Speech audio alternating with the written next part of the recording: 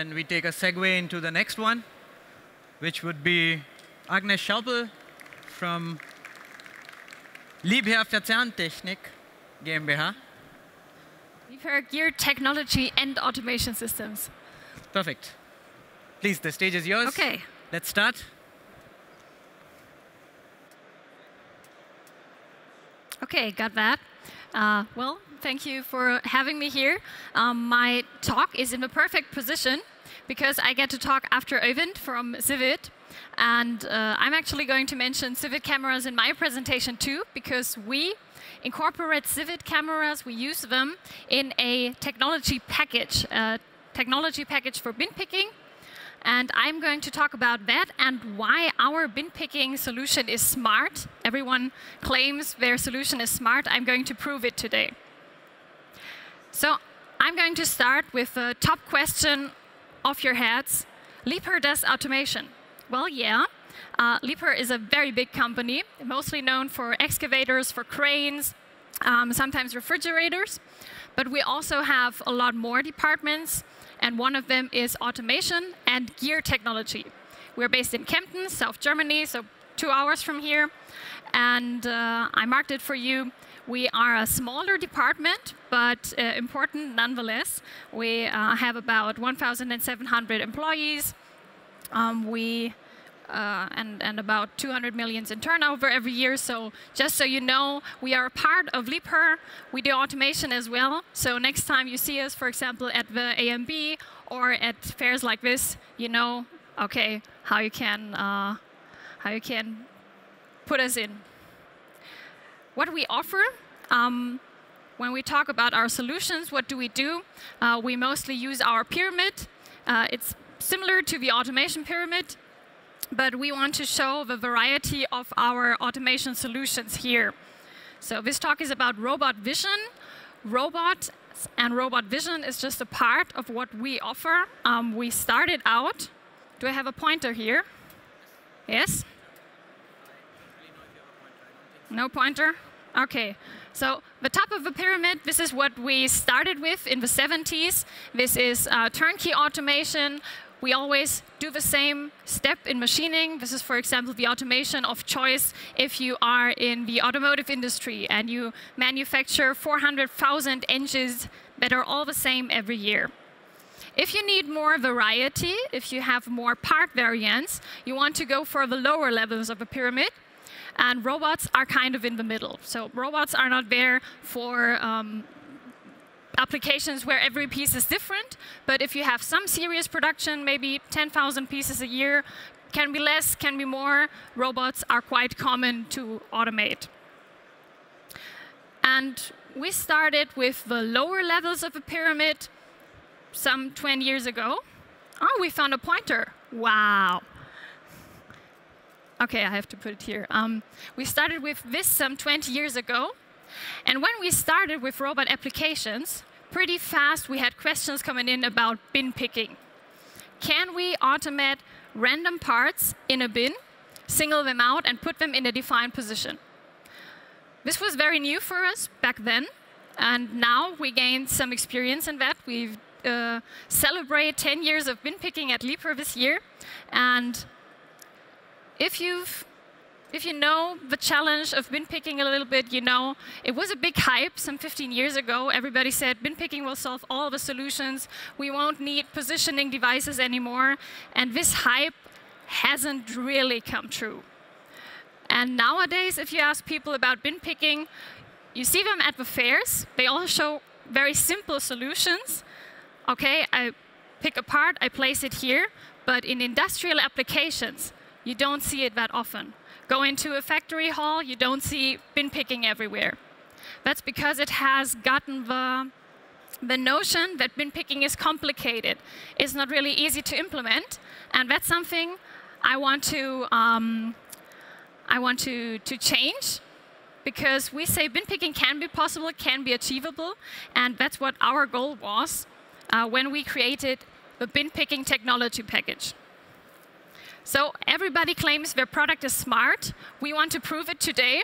And I took a little word play here and used the definition of smart that we have in goal definition. So we say goals, they need to be specific, measurable, achievable, realistic, and timely.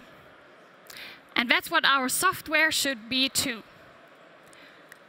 So let's start with the specific part. That means, well, what are we even talking about? We are talking about a package consisting of a bin picking software and a camera. As mentioned, we work with Civet cameras because we had very good experience with the dimension trueness and the accuracy and reliability of the images we have here. We then take the images, process it, and use it to detect where are the workpieces, how can I grab them, and we do the whole planning of a path for the robot. So we detect the workpieces, and we tell the robot where and how it can grip the parts. So software and camera, that's the two things we have here. We want to provide that to integrators, for example, to use it to solve the seemingly complex challenge of bin picking. We have two different options. We have a basic and a pro version. If you go for the pro version, you have the whole path planning implemented, which can be very handy. And I also showed, oops. Yeah, there's the pointer. And well, the process, as pointed out, is you have random parts in a bin. You use the camera for the point cloud generation. Then the software comes in, does the workpiece selection. We also have a collision detection, because if a robot moves differently every time, you need to be sure it doesn't collide with anything. Collision is the worst thing.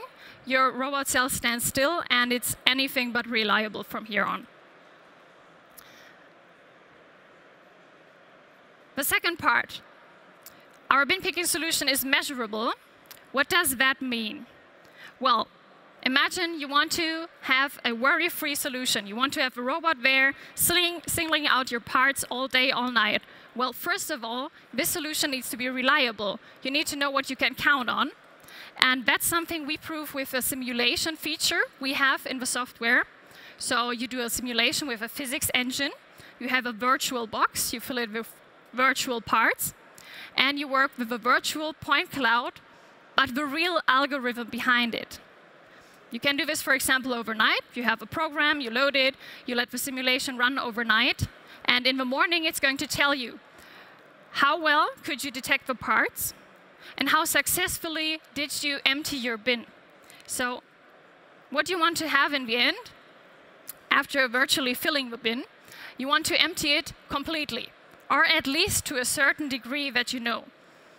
It's quite common. Customers come, they say, we want to have 95% degree of emptiness in the bin. That means out of 100 pieces, a maximum of 5 pieces can remain in the bin. That's if the customer is gracious and nice to us. Sometimes they come with 99 or 100%. They want to empty the bin completely. And the least thing you need to know is how well can you do that. Even if you don't reach the 100%, you need to know how well you can achieve it. And our simulation plugin tells you, in the end, you have a degree of emptiness of 96%. And you can then choose if that's OK for you, if that works for you, or if you still need to do more optimization. So this somehow closes the gap between offline robot programming and the offline programming of the bin picking process. This should all be possible without concerning the robot. So you can do it in a setup mode next to the cell and don't have to stop the production that's running. The next thing, the A, is for achievable. Achievable means, well, it means, yeah, it works. And it works in a smooth way and without hours and hours of implementation. So what I wanted to show here is the different steps you need to do in the software to set up a new workpiece and a new process. So you need to create the workpiece. That's load a CAD model into the software. Easy. You need to tell the software how the workpiece can be orientated. Is it flat on the ground? Can it be in any direction, really? You then have to program the bin, also loading a CAD model, easy. Then you create the gripper. This is a nice feature because you can't only do, for example, vacuum grippers that only go like this. But you can have parallel grippers, for example. You can have very complex grippers with 5, 6, 7, or 8 axes, no problem. The software knows all of the movements that the gripper can make, and therefore really simulate everything entirely. Then you create the gripping points. You do a first scan and a test scan, have to set up the camera for that, and then you can go into optimization. That can take as long as you like. It depends on the degree of emptiness you want to have. If you want to go for 100%, you might want to put a little bit of more time into this step. But optimization is open-end, as we all know. Something to mention here, we have a little AI, an artificial intelligence feature for this. What can be a little bit tricky, I have to admit, with bin picking processes is to get the parameters right. So you have an algorithm that is looking for the parts. It takes the image from the camera and processes it into workpieces. And this goes in a 3-step algorithm. And you need to give the algorithm some borders, what to look for and in what ranges to look for. How precisely or how roughly should the algorithm work. And this can be tricky. That's why we implemented an AI, an artificial intelligence feature, to help you get the optimal parameters here. Then in the end, you can start the simulation, have it run overnight, for example, set it up, leave the facilities, come back the next morning, and there you have a result. How well did you manage to set up a process? Is your bin empty? If it is, if you say everything is OK, you just need to press implement, and your cell, your actual robot cell, is running. So all of this happens only in the software. And if everything is done, you can implement it in your cell. And the times in here, they show you this can go quite swiftly. So you can set up a new workpiece in 1 or 2 hours, optimize it in a short time, in a long time, as you want and as your process requires, and then off you go. The next step, the next letter is R. R for realistic. Well, what can I talk to you about being realistic? Well, you can watch a bin picking solution, for example, at our fair stand. It's in Hall 10.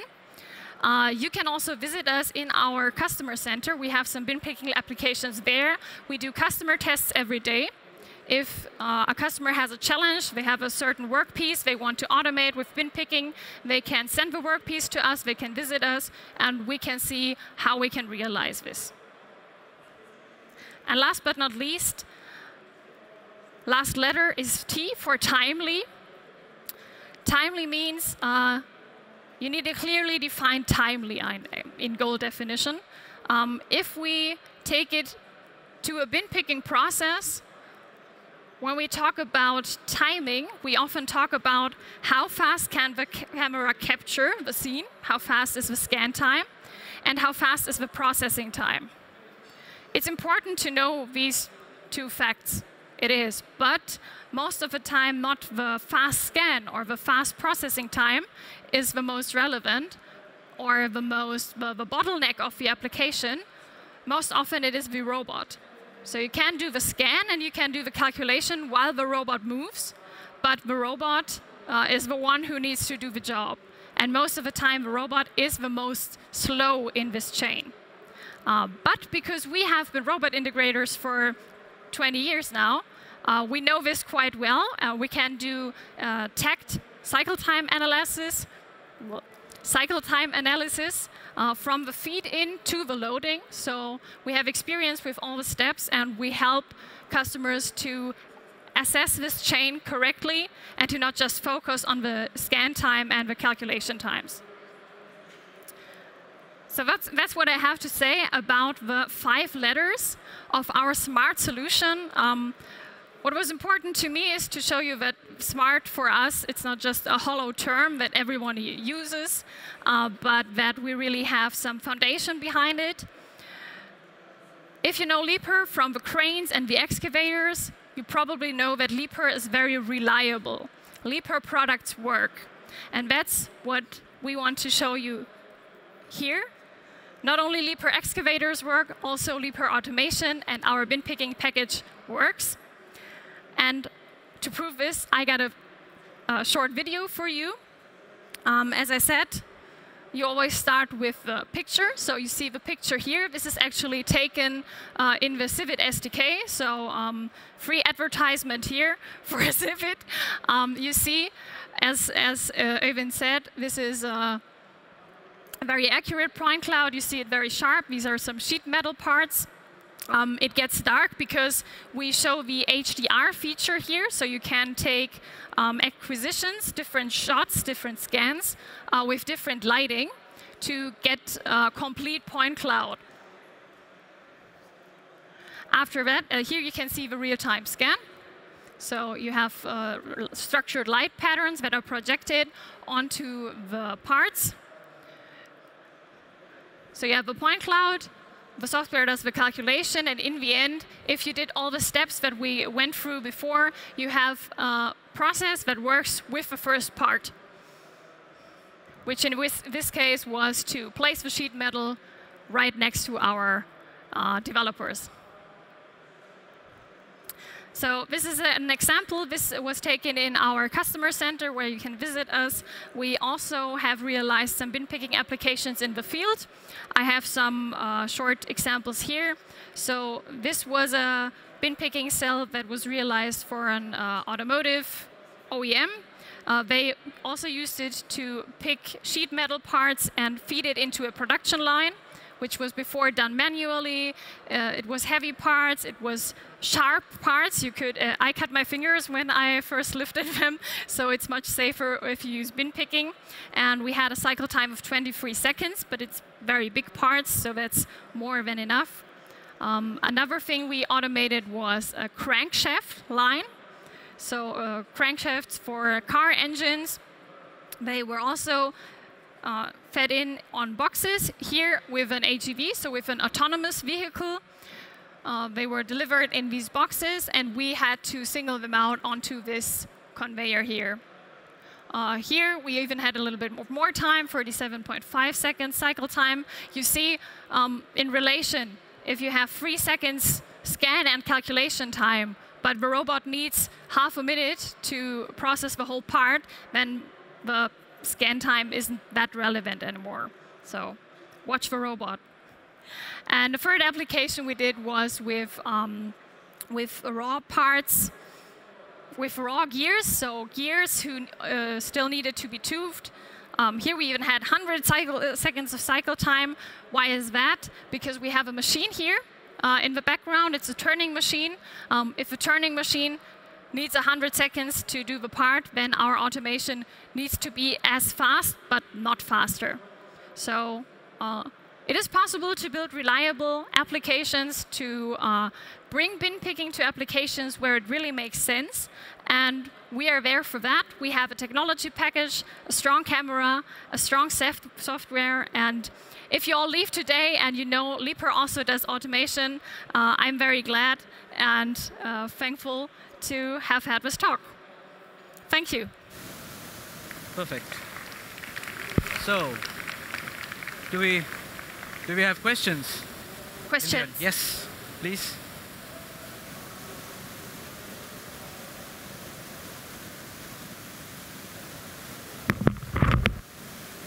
Yeah. Good morning.